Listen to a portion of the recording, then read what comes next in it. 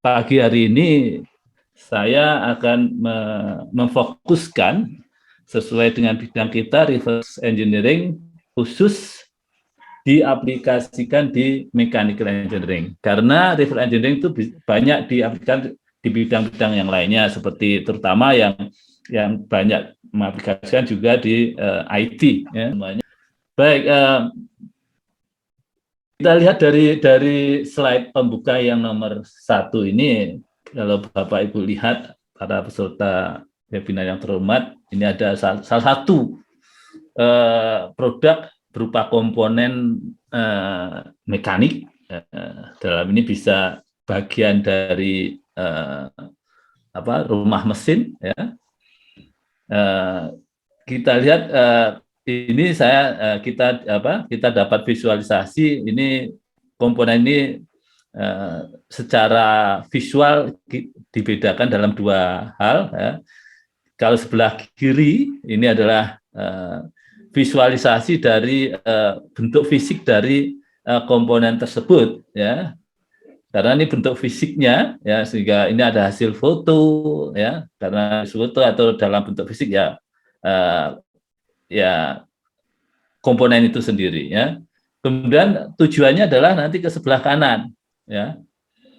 Ya, sebelah kanan ini adalah suatu visualisasi dari model mekanis atau suatu produk mekanik, ya. Namun ini sudah dikenali secara matematik, ya. Mathematically already known, ya. Jadi secara matematis sudah dikenali bahwa komponen sebenarnya disusun dari fitur apa saja. Contohnya misalkan ini ada fitur lingkaran, ya.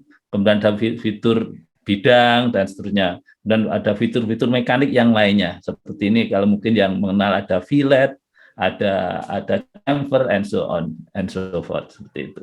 Nah, ini adalah sebelah kiri ini adalah bentuk fisik dan sebelah kanan adalah bentuk matematiknya. Jadi secara digital, ya, matematically ini sudah dipahami oleh komputer. Kalau sebelah kiri ini adalah masih bentuk fisik, kita yang paham, ya, manusia yang paham, tapi komputer belum paham. Nah, nanti kita tujuannya adalah ini dalam visual yang sangat sederhana ini adalah goal kita mempelajari reverse engineering itu seperti itu. Nah, RE adalah sebuah proses, ya, di mana model matematika yang rumit, ya, itu bisa dikonstruksi ulang, ya, rekonstruksi, ya. Kalau bisa kita lebih spesifikkan lagi dari poin 1 itu sebenarnya RE itu adalah sebuah proses pembuatan model matematik dari model fisik. Nah, intinya RE itu bisa digunakan untuk mengekstrak informasi mekanik dari produk yang sedang kita amati.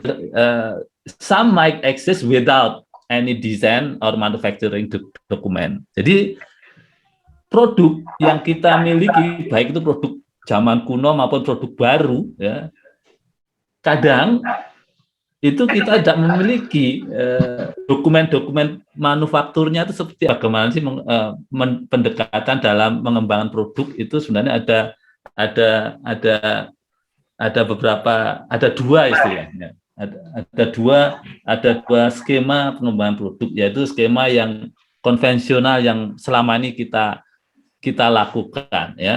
Nah, inilah contoh, ya, contoh ini ada komputer sudah menghasilkan setrika listrik ini. Kita tidak berangkat dari nol, kita ekstrak saja informasinya tersebut dengan peralatan-peralatan yang kita miliki, kemudian kita membuat model 3 dimensinya dari produk yang sudah ada.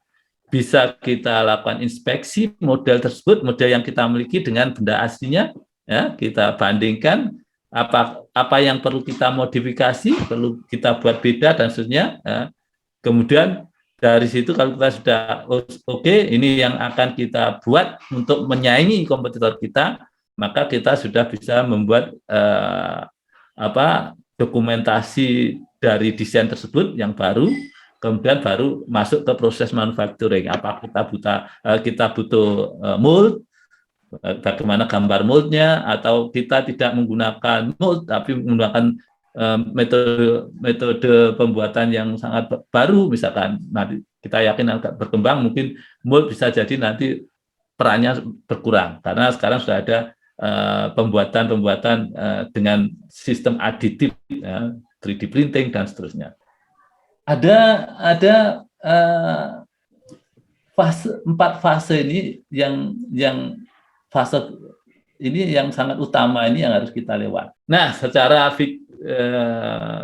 visual seperti ini, kita punya produk, kita melakukan digit scanning, bisa dengan probe, bisa dengan alat dan seterusnya, kemudian ke point cloud, kemudian model tadi sudah dikenali, ini dari silinder dan seterusnya, bisa dilakukan analisis oleh komputer, kemudian bisa masuk ke software yang lainnya untuk pembuatan, CAM, dan seterusnya. Aplikasinya apakah kita gunakan untuk simulasi, setelah kita capture tadi informasi, kita desain ulang, kita simulasikan seperti apa hasil simulasinya, apakah it's better than our competitor, lebih baik dengan kompetitor kita, atau sama, atau bahkan mungkin the worst, lebih jelek dari kompetitor kita. Kita butuh aplikasi yang lainnya untuk inspection, atau kita butuh untuk rapid prototyping. Contoh rapid prototyping adalah 3D printer. Oke, seperti itu aplikasi. Nah, itu kalau kita masih punya waktu, sebenarnya ada beberapa video, ini masih ada 5 menit ya. Mungkin sedikit saja ya. Ini adalah contoh yang contoh video yang ada. Ya, Anda lihat betapa mudahnya kita mengambil informasi data dari produk yang sudah ada. Ya. Ini lebih mudah, Bu Nila, daripada kita menggunakan fotogrametri kemarin. Ini langsung kita ketemu point cloud yang sangat sempurna, ya. Saya percepat saja karena waktunya. Dapatkan ini. Ya, ini yang kita dapatkan, Bu Nila. Jadi lebih baik kalau kita menggunakan scanner daripada kamera HP kemarin. Nah, kemudian ini yang lebih bagus, ini yang kita usulkan kemarin untuk Pak Direktur. Ya.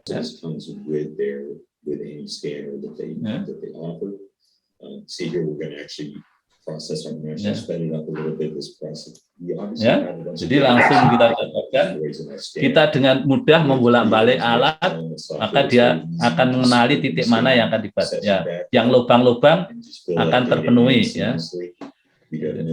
Ya, itu Pak Samsul rencana alat kita kalau memang ya sudah pernah saya pegang kan yang lalu. Ya. 1,3 miliar itu beratnya 1,3 kilo. Oke lah. Terus nanti akan masuk ke pengenal. Nah, sekarang sudah bisa kita menggunakan secara matematik, sudah bisa kita rubah. Karena model matematiknya sudah kepegang, maka kita bebas memodifikasinya, ya. Bahkan nanti kita sudah ini secara model matematik sudah dikuasai oleh komputer, semua dikenali oleh komputer. Ya. Nah, ini baru bisa di CNC dan seterusnya. Rapid prototypingnya, ini adalah rapid prototyping yang paling murah, ini harga 3 juta, ya. Ini seperti yang saya buat, yang saya miliki, kemudian Bu Etik juga memilikinya, ini sudah cukup lumayan. Nah, ini, jadi yang sudah kita modifikasi tadi kita buat langsung. Ya. Ya. Ya. Jadi kita beli dalam bentuk komponen, kita rakit, langsung kita gunakan untuk ngeprint. Ya. Nah, kita membuat assembly benda susunan dalam sekali ngeprint, ya, ya. Kita bisa. Oke, saya jadi sekali cetak, ya. Oke. Dan secara mekanis bisa berfungsi, Pak Wirawan ya. Ini sudah langsung dipakai, ya, langsung dipakai. Ya. Oke. Oke. Oke. Kemudian ini yang komposit. Ya, ini yang komposit. Additional. Jadi ini langsung kekuatannya tinggi nih. Jadi komponen dengan kekuatan tinggi bisa langsung digunakan di sebagai komponen mesin. Nah, dari carbon fiber, ini materialnya carbon fiber. Ya.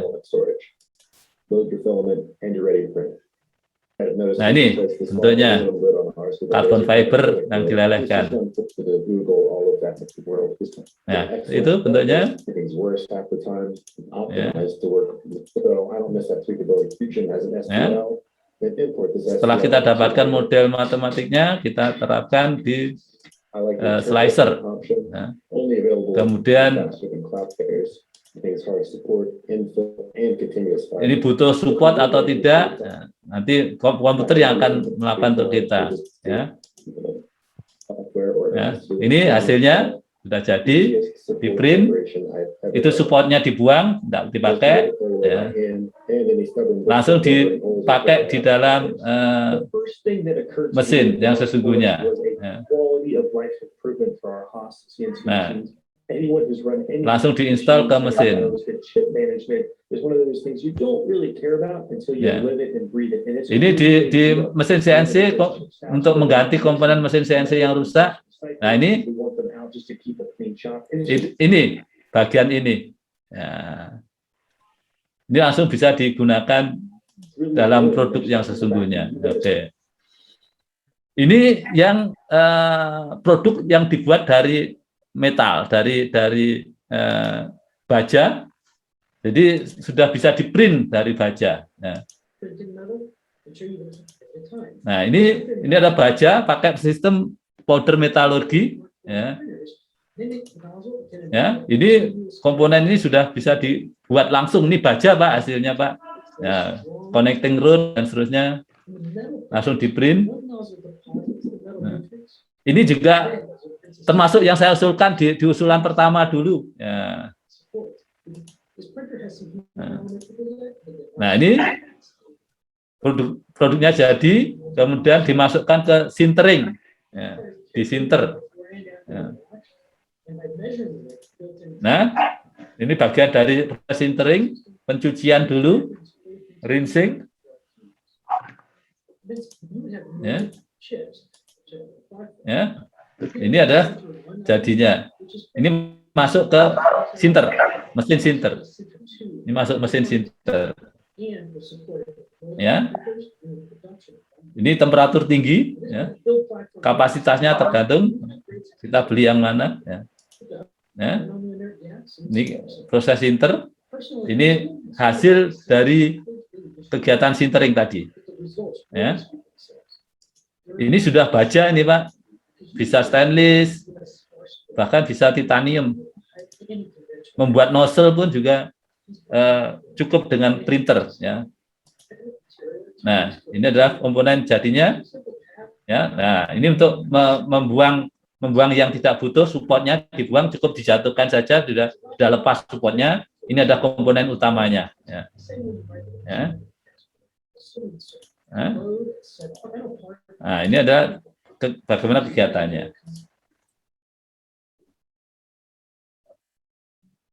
Oke, demikian kegiatan kita tentang reverse engineering. Yang saya tangkap berbicara tentang duplikasi, secara etika pada dasarnya plagiat itu tidak disarankan bagi siapapun, terutama untuk tujuan komersil. Tapi akan menjadi boleh ketika ada modifikasi di dalamnya.